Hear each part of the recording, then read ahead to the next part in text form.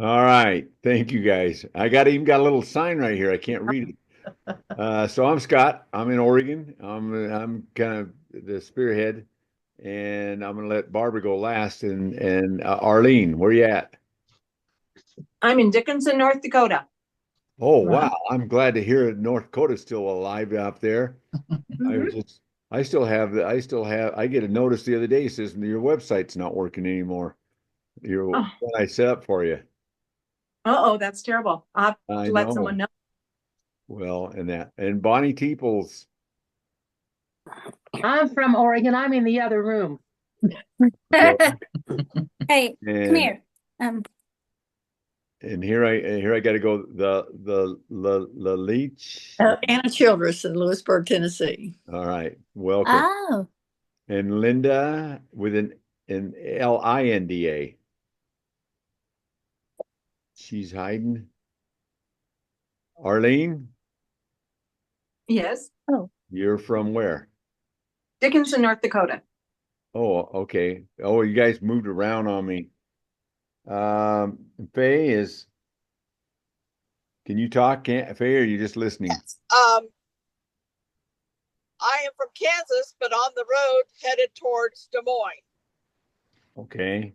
And Linda Nyseth From Amity, Oregon. and Sharon, Rita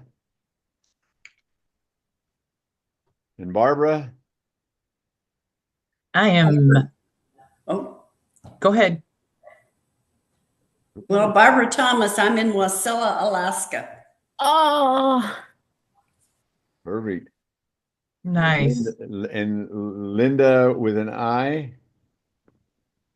Didn't get She's her. connecting to her audio. Cynthia. Athens, Tennessee. Good.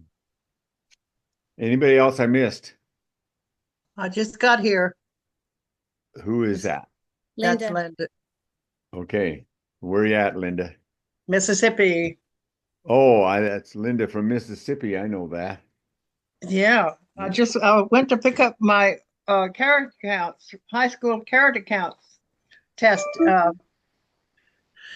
I had a teacher working on it. I just got it in For what grade?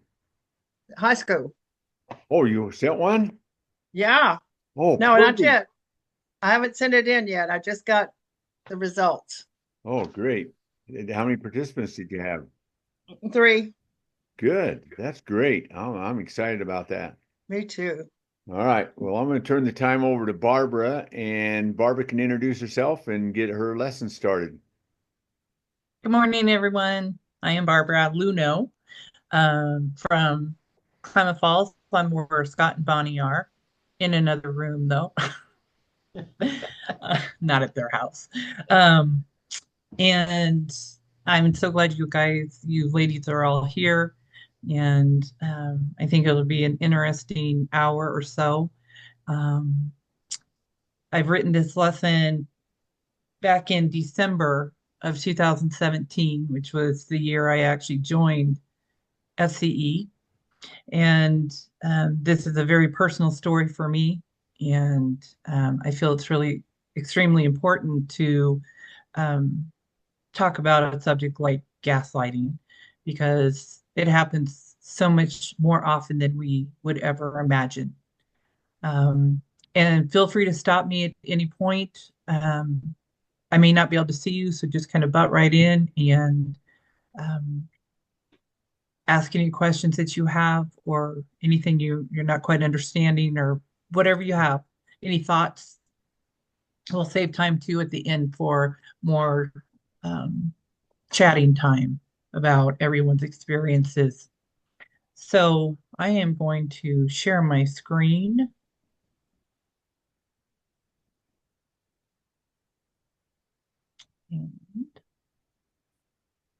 Okay, it's up.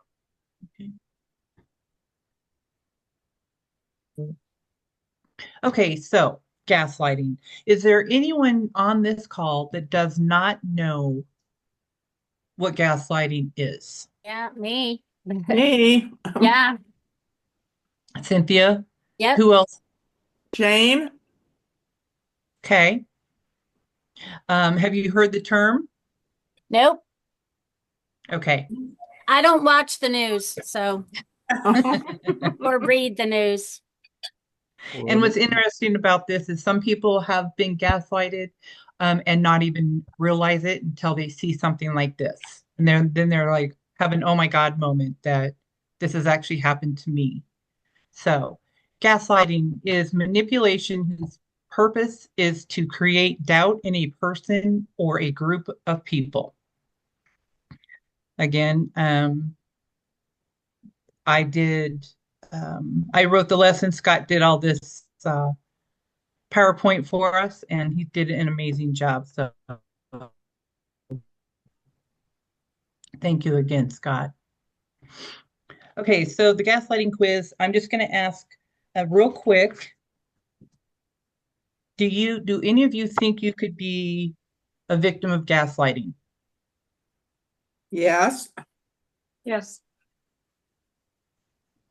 Okay, good. So let's just jump right in. Again, manipulation whose purpose is to create doubt in a person or a group of people is the definition of gaslighting. And what does this mean to you?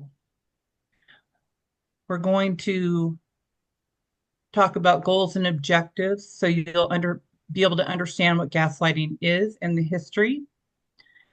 You'll understand how gaslighting is used, how you can identify it, how it can affect people, and how they can either help themselves or others recover from gaslighting. You'll also be able to use this information in your everyday life. So to break it down, gaslighting is a tactic in which a person or entity, and pretty much I think I'm just going to talk about a person, not so much as a group, except for a couple little places here and there. It's that tactic that gaslighters use in order to gain more power, and it will make you question your reality. And it works much better than you think. Anyone, and I mean anyone, is susceptible to gaslighting, and it's a common technique of abusers, dictators, narcissists, and cult leaders. Now, every narcissist may not do this, but the majority of people that do gaslight others is a narcissist. It's done slowly, so the victim doesn't realize how much they've been brainwashed. Does anyone know about the movie from 1944, Gaslight? No. Yeah. It's a very interesting movie, and actually it's something I would if you want to know more about this and really understand the effects it has, it's a great movie to watch. I downloaded it off of YouTube. But in this movie, a man manipulates his wife to the point where she thinks she's losing her mind. Gaslighting is a term used in speech that refers to manipulation whose purpose is to create doubt in a person. It includes, but it's not limited to, denial, lying, deflection, and contradiction to make the target question their perception of reality. There was a stage play in 1938, and later the films came out in 1940 and 44. It's been used universally since 1960s. The husband tries to convince his wife and other people that she is insane. Key point on this one too, it's not just his wife, but he's trying to convince other people as well. He's doing so by manipulating certain elements of their environment and by continuously insisting that she doesn't remember things correctly and that she's delusional when she notices the changes that he's made. The title comes from the husband dimming the gas lights in the house and then denying that there was a change in illumination when his wife notices the difference. So he'd sneak out the back and he would dim the gas lights and then come back in. And she's like, well, it seems dimmer now. And he's like, what are you talking about? Nothing's changed. So he's making her question the reality of what she's believing. Gaslighting will make you doubt your own perceptions, your feelings, and your memory. it actually makes you doubt reality itself and therefore your own insanity. And when you do doubt your perception of reality, you don't know if you're sane anymore, then you can actually become insane to the degree that you are detached from reality. And it does vary in different areas of your life and in different situations, because a lot of us do have our lapses and lack of knowledge or certain blind spots, or even our own perception. But if you're deliberately and routinely made to doubt your accurate thoughts, feelings, motives, drives, and perceptions, then it does damage or even will destroy you as a person. Doubting your sanity is scary because you're always questioning, is it real? Did I make it up? Did this really happen? This sometimes results in the victim actually becoming detached from reality in thought and in emotion, or not being able to process certain aspects of reality accurately. The younger the person, the more damaging it is because a child's brain is still developing and they're dependent on their caregiver, which obviously could be their gaslighter. So, in what situations is gaslighting done? Elder abuse, which is exactly what happened to my mom. Spousal abuse, this is probably one of the most common.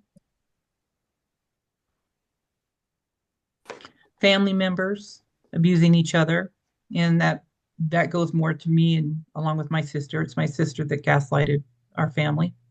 Child abuse, workplace, even in a church, school, and really just about anywhere this can be done. So what are the 12 signs of gaslighting? Barbara, are you going to share your personal experience now or later or something? I was going to, yes. Okay. Not right this minute, but I do fine. plan on sharing that. That's why I'm kind of throwing in little bits just so, you know. Right. We'll recognize yes. it when we see it. Exactly. Knowing this will help us recognize your story better. Exactly. Thanks for that, Linda. Let's see.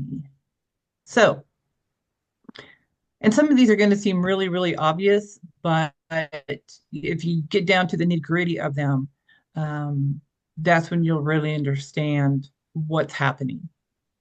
So they tell blatant lies. You know it's an outright lie, but they'll tell you this with a straight face. And they're setting up a precedence for this. Once they tell you a huge lie, you're not sure if anything they say is true. Keeping you unsteady and off kilter is the goal. They deny they ever said something, even though you have proof. You know they said something, you know you heard it, but they out and out deny it, which makes you start questioning your reality. Maybe they never really said that thing. And the more they do this, the more you question your own reality and start accepting theirs. They use what is near and dear to you as ammunition. This is a common tactic as well. They know your kids are important to you. It may be one of the first things that they attack. So they will tell you things like, well, you should have never had those kids, or you're not a good mom or a good dad. It could go either way. They tell you you'd be a worthy person if only you didn't have a long list of all these negative traits. And they do attack the foundation of your being.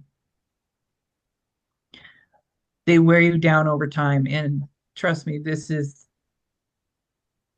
they definitely can and will wear you down. And this is one of the insidious things about gaslighting. It's done gradually over time. A lie here, a lie there, a snide comment every so often, and then it starts ramping up. Even the brightest, most self-aware people can be sucked into gaslighting. It's that effective. It's the frog in the frying pan analogy. The heat's turned up so slowly that the frog never realizes what's happening to it. And their actions don't match their words. Look at what they're doing rather than what they're saying. What they are saying means nothing. It's just talk. What are they doing? That's what you have to pay attention to. They throw in positive reinforcement to confuse you. Because normally this person will continue cutting you down, telling you you don't have value, and all of a sudden they turn it around and they're praising you for something you did. This adds an additional sense of uneasiness. You think, oh, well, maybe they aren't so bad. Yes, yes, yes, they are. This is a calculated attempt to keep you off kilter and again to question your reality. Also, look at what you're praised for. It's probably something that helped the gaslighter. It wasn't really praising you, it was something you did to help them. They know confusion weakens people. We all like a sense of stability and a normal life. Their goal is to uproot this and make you constantly question everything. And humans' natural tendency is to look to the person that will help you feel more stable. And that happens to be the gaslighter, especially again in the spousal abuse area. They project. This is extremely true, especially if someone's a cheater. I'm sorry. And we all know that. We know that a lot of times people that cheat, they're going to turn around and start accusing you of it. And they are trying to distract you from the gaslighter's own behavior. They try to align other people against you. They are masters at manipulating and finding the people they know will stand by them no matter what. And they will use these people against you. And not that these people are saying this, but the gaslighter will tell you, this person knows that you're not right. This person knows you're useless too. Again, they never said it, but that's what you're being told. When the gaslighter uses this tactic, it makes you feel like you don't know who to trust or who to turn to. And that leads you right back to the gaslighter. And that's exactly what they want. Isolation gives them more control. And isolation is another big key in here too. They will try to take you pretty much away from your friends and your family. They tell you and others that you are crazy. I think of this one quite often. Sometimes since I haven't been working, I've taken a couple months off of work. Sometimes I will watch trash TV. And that's like the Maury Show, and that one's a big one. I think it amazes me the amount of men that come on and say how crazy their girlfriends are or their wives are because they think that they're cheating. It's crazy how much they tell you that you're crazy. And it's a very dismissive thing to tell somebody, and they get you to tell other people about your gaslighter, but no one's going to believe you because your gaslighter has already told them how crazy you are. And it is a master technique. They tell you everyone else is a liar. By telling you that everyone else, your family, the media, is a liar, it again makes you question your reality. You've never known someone with the audacity to do this, so they must be telling the truth, right? No, no, no, no. It's a manipulation technique, a very powerful one. It makes people turn to the gaslighter for the correct information, which isn't correct at all. The more you're aware of these techniques, the quicker you can identify them and avoid falling into the gaslighter's trap. The silent treatment. This was a big one. This is what my sister mainly did to my mom. And I would have never realized how much this can actually hurt somebody. But it's extremely difficult to live with. It can be unbearable, and yet it's a very effective tool. You'd think you'd enjoy not having to listen to your abuser, but the truth is, receiving the silent treatment can lead to severe emotional problems and extreme anger. And again, I refer to my mom on this one. This was a tough one for her. So, what I'm asking all of you now, what do gaslighters want? What do you think is their main goal? Well, they want to make you feel unsure of yourself until you don't know what you need to be doing in any situation, would be my thought. Okay. Anyone else? Control. Mm-hmm. Control. That's right. You know, Control, control, control. That is their ultimate goal. and Barbara, when I think of gaslighting, I think of one of the greatest, not famous, but gaslighters in the world was Adolf Hitler. I mean, and Oh, absolutely. I just know a lot about German history because I took a year of German in college, the language, and actually it was Herr Broadbent who was actually in Germany when he was a young man and started listening to some of these rallies and stuff like that, and he actually left. And the person he was listening to was Adolf Hitler.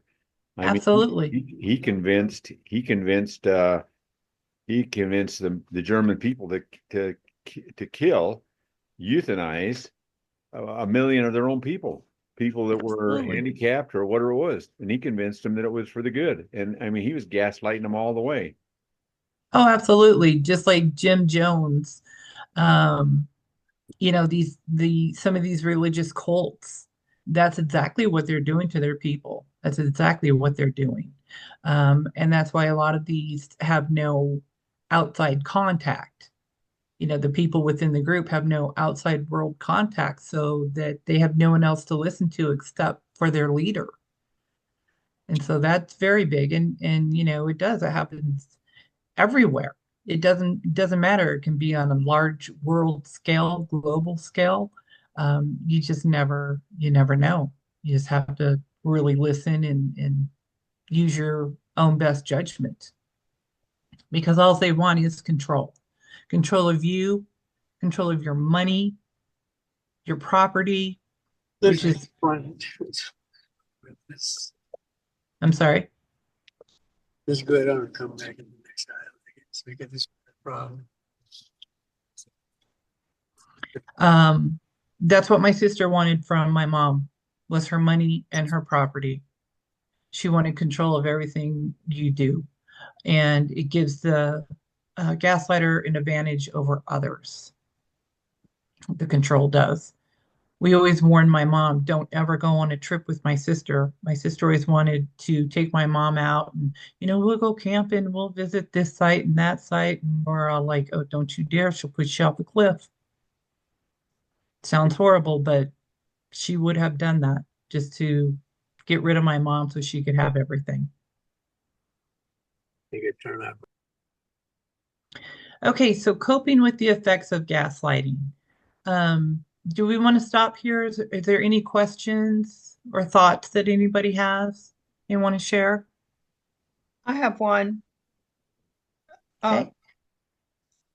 Does the manipulator actually know that he's doing that? Or Oh, she's- absolutely. Absolutely. That is their goal. How they know these techniques is beyond me. That one I don't get. That I don't understand. I probably just really by trying different things out, I guess.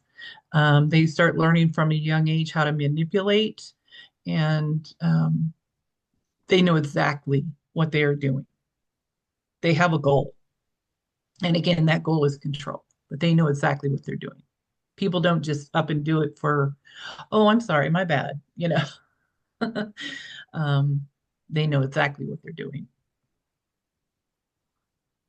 Anything else at the moment? Okay, so let's talk, and we'll kind of go through these quickly. Coping with the side effects.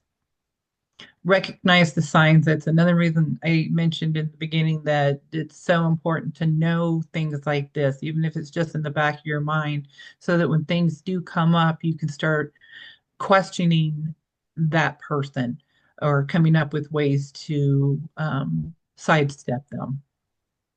So if you suspect your partner's gaslighting, You should learn all the different ways that gaslighting can manifest. This will help you recognize the ways in which you were manipulated so you can recover.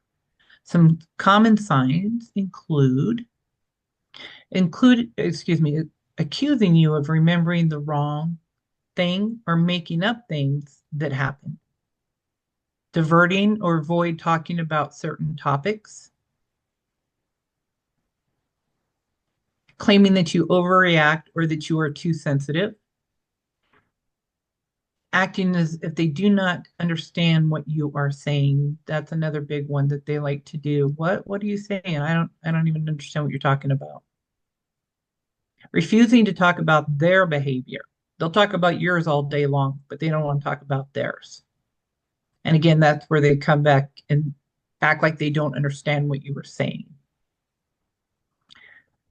The best case scenario is to leave the situation. It is literally a form of mental and emotional abuse. It's a way to have power over you and control you.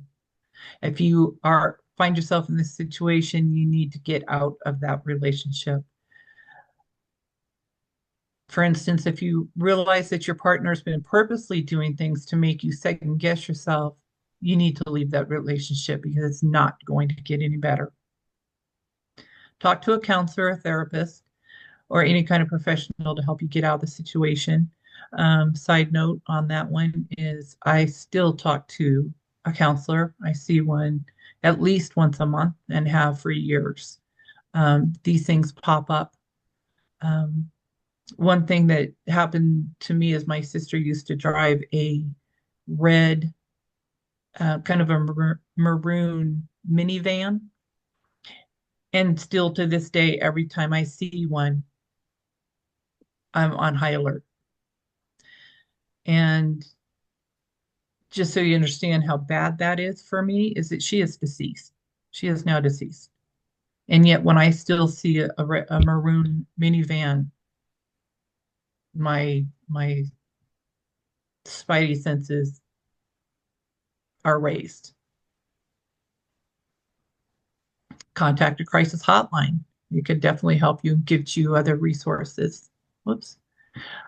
Of course, you need to reduce your stress because it will make you feel nervous and tense or extremely tired. And so you can try to get over that by just reducing the stress in your life. Meditate, deep breathing, visualization. There's still several different types of meditation, yoga, concentration, or any other kind that would help you. Visualize yourself someplace peaceful. Picture yourself in detail. For example, picture your relaxed forehead and chin. Visualize the smile on your face and the happiness in your eyes. Address your anxiety. Again, if you need to go to a counselor, you need to rely on a good friend. You do what you need to do. You need to find a way to calm yourself and manage your anxiety.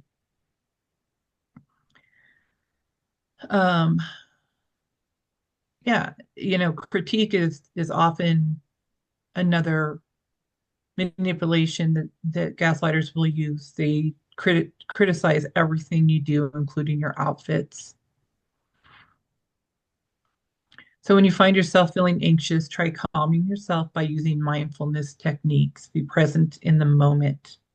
Acknowledge and accept what you were feeling without judgment. And that's a lot of it, is you have to acknowledge and accept that something's not right here. I need to make a change. Focus on your breathing, especially in the middle of an anxiety attack. Handle your depression. If you make sure that you address any depressive symptoms that you may be having, it may help you get out of the situation.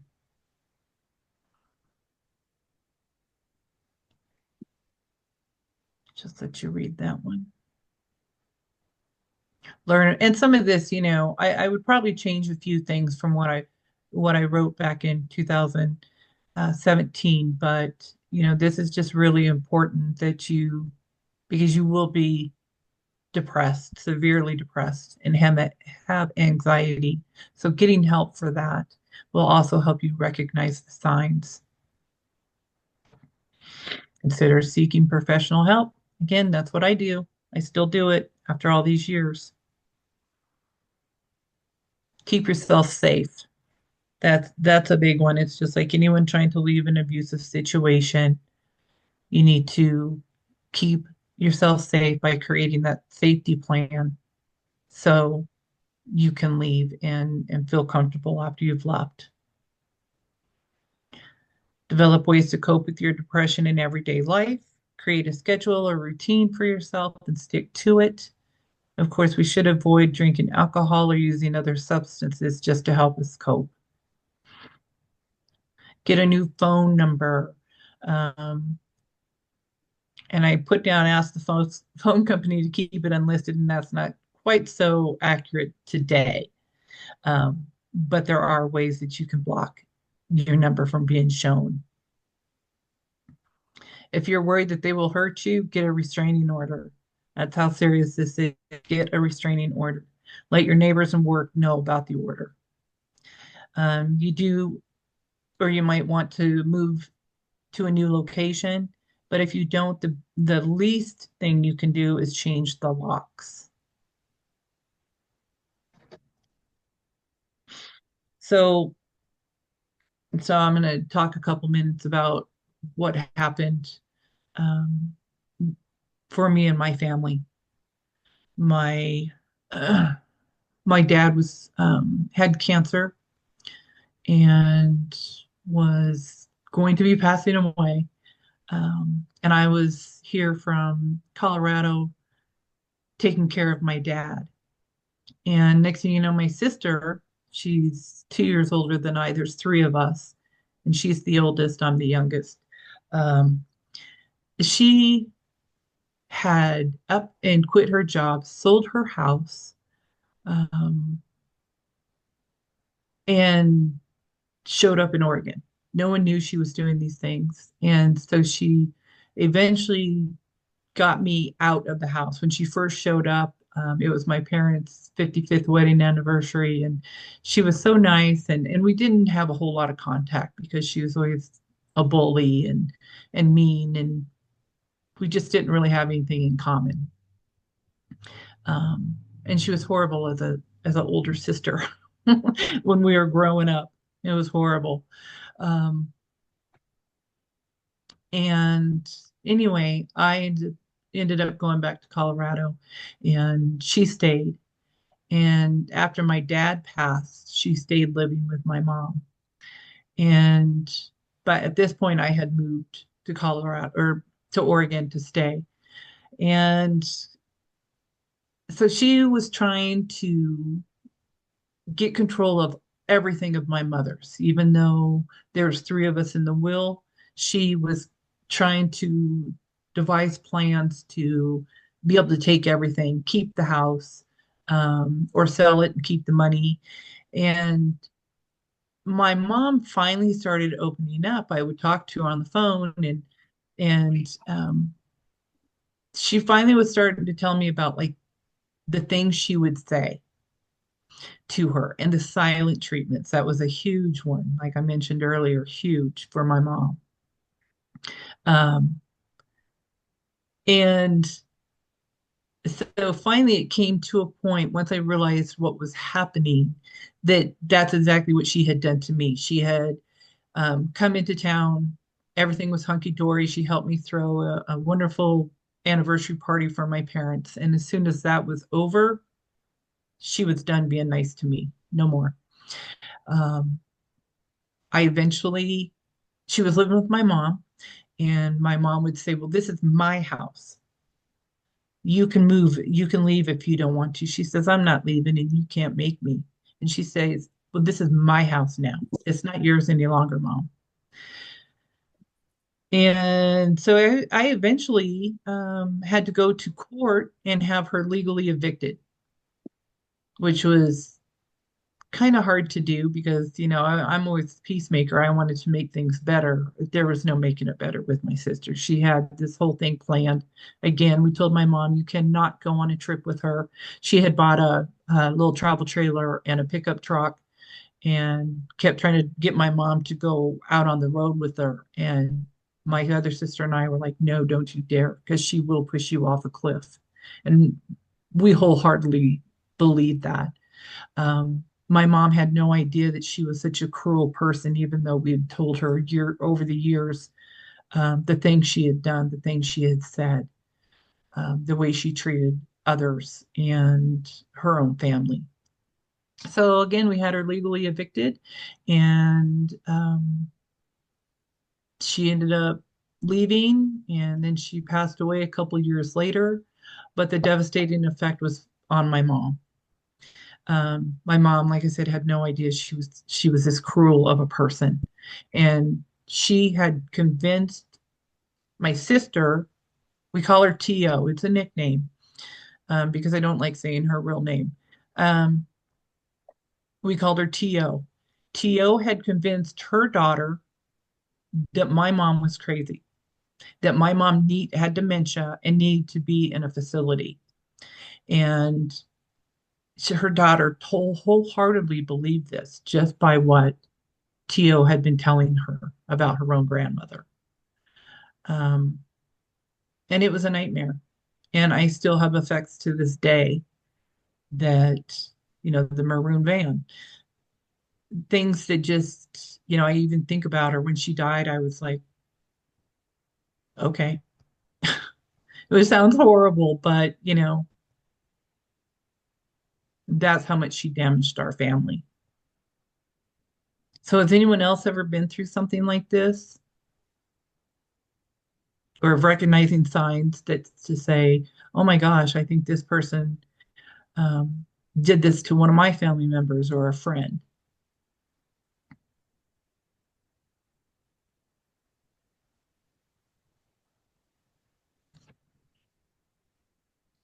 Okay, so just in review, it's gaslighting is usually done by those that are narcissists, have borderline personality disorders, and even psychopaths.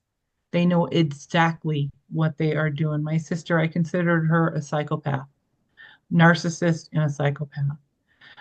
Their main goal is to keep their victims off balance and unsure so they can easily be controlled. Gaslighting is not an indication of weakness. Anybody can begin to doubt themselves and their perceptions when they are subjected to these mind games for months or years on end. You're not chosen because you're weak. A gaslighter will sacrifice anybody, and I highlight anybody, to reach their goals. They want you to set yourself on fire to keep them warm. You say, I'm dying, I'm burning to death. And they say, but I'm cold. Why don't you care that I'm cold?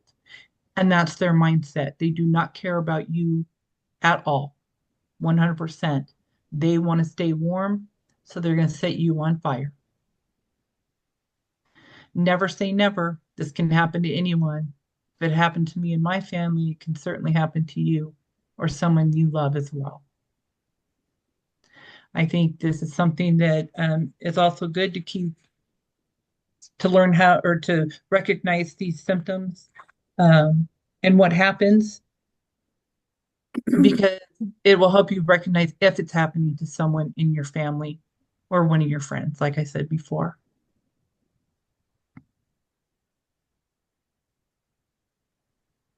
Here's some references. Let's see. So I'm going to get out of that for now.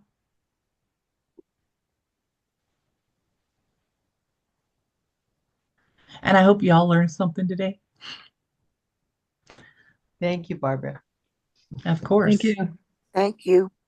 Of course. It was my pleasure. Barbara, I'm sorry this happened to you, and I'm glad that you're using your experience to educate the rest of us. And I'm I'm going to contemplate if I think there's someone that was in our family that may have had that happen to them. And now I'm more understanding of what maybe they've had to go through in their life. And I don't think they maybe even know that they're being gaslighted. Exactly. So it might put a new perspective on a way to help them. So thank you. Good.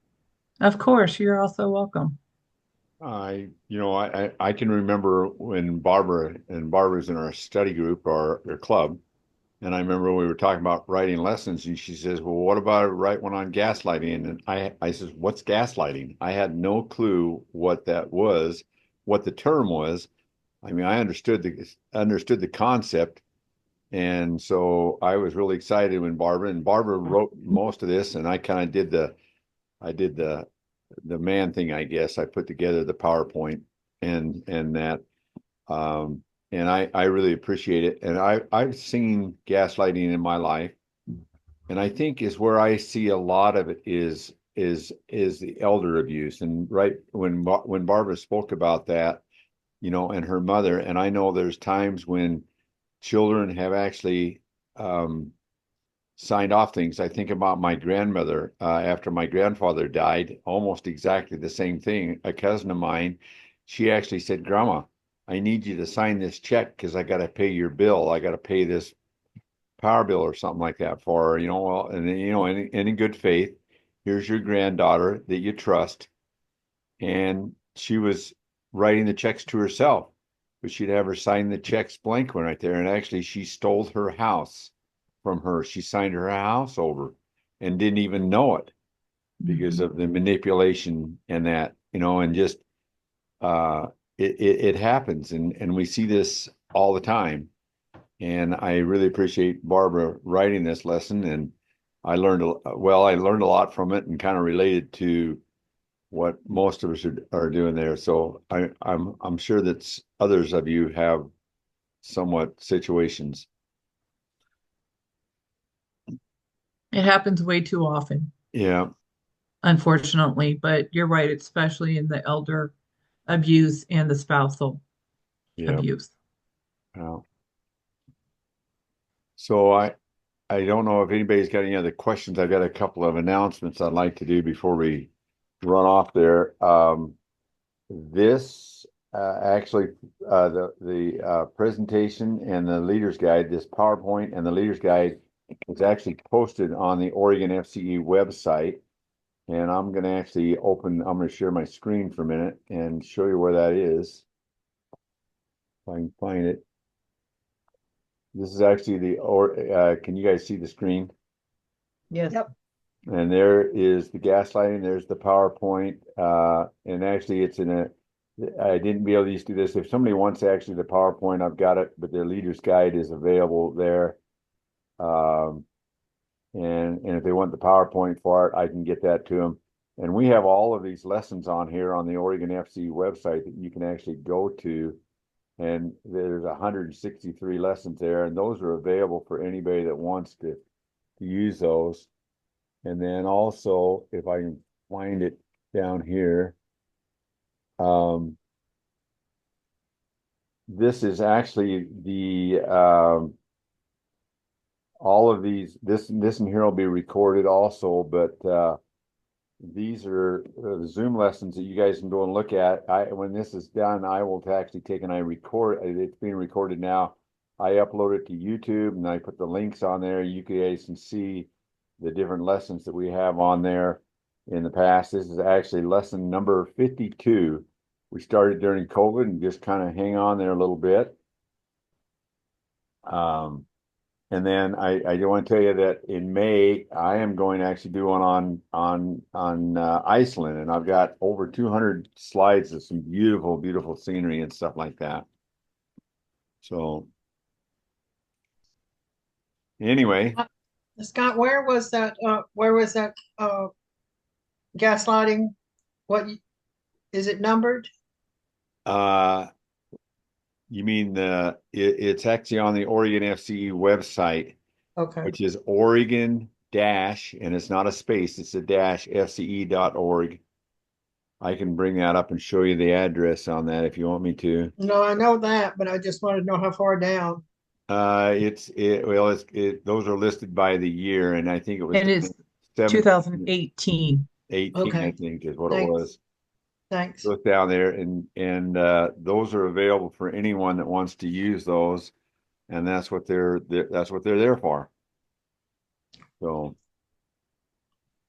anyway, I appreciate Barbie doing this and especially sharing some personal experiences with you.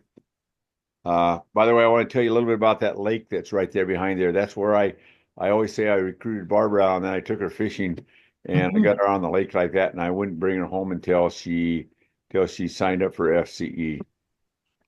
Were you manipulating her, Scott? I did. Yes. I You totally did. gaslit me into There was no that. gaslighting. That was right, direct, blunt. Well, Anyway, no, Barbara, she asked a question. She says, "What's this organization you and Bonnie are involved in?" She says, "What is FCE?" And you know, the best time to teach somebody is when they ask. yes. So, Barbara, we'll definitely share this with all our FCE members at one of our meetings. Oh, awesome. That's Thank you. fabulous. You're so welcome. I enjoyed doing it. and if you want, if the PowerPoint's not on there, you send me an email and I'll get it to you. Okay, thank you, Scott. All right. Hey, thank you guys. Thank you, everyone. I Yeah. appreciate you. I'm going to Thank stop you, the Barbara. recording and anybody can just chat if they'd like to.